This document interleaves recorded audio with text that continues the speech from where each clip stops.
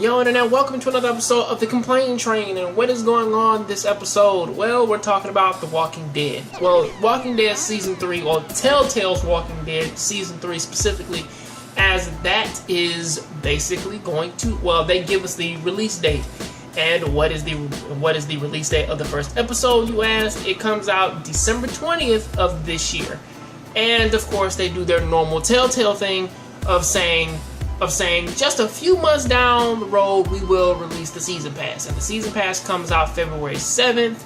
And of course, you know how the season passes work. At this point, you get episodes 2 to 5. You get easy access to all those. The second that they come out, and of course, the article basically does what most of the other articles do to sort of pad it out, was that they do talk about the story a little bit, or in this case, where Clementine is at.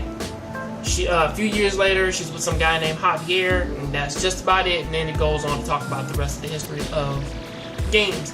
Which, to be fair, I kind of hope that this is the very first Walking Dead game, or the first Telltale game, in which that I kind of actually have some form of choice. I mean, again, the only one that I kind of felt that I did have a choice in was sort of The Walking Dead Season 1.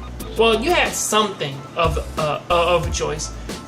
And also Tales of the Borderlands. But Tales of the Borderlands, that would actually have some strict differences, like in specific areas. So I really hope that they do kind of actually give me something of an actual difference or some actual change. I mean, like, the story's always going to play out the same way. I mean, unless they just outright kill off all of the characters. And then they do an Until Dawn thing where that your choices actually matter, like in these characters' lives, not necessarily being who's going to be angry with you or who's going to do this and that. You know, I kind of hope there's a little bit more to it than that. And secondly, we actually get a pretty cool trailer for Yakuza 0, which actually shows a lot more off than what the first trailer did. Or at the very least, it kind of talks, it shows more about what you can do versus, well, now there's going to be this fight, and then there's going to be that fight, and then you got to be a man, and all this Yakuza criminal stuff. I mean, again, this is sort of like the only game aside from the beginning of the actual Yakuza game, Yakuza 1 game, which that you actually were in the Mafia. I mean, like, you were in the Japanese Mafia.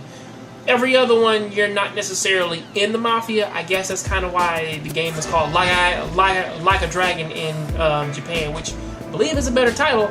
But still, going off of what this trailer is, it shows like that you can basically like run a hostess club, be a phone sex operator. You can take girls out on dates, do disco, fucking what the fuck else can you do? Oh, play old arcade games, can look at the mud wrestling fights and shit, can bet on that. And also, on top of that, you can do the karaoke. However, karaoke was always a thing. However, it kind of does it the classical way. I mean, like, everything in this game is basically centered around, well, now you are in the 80s.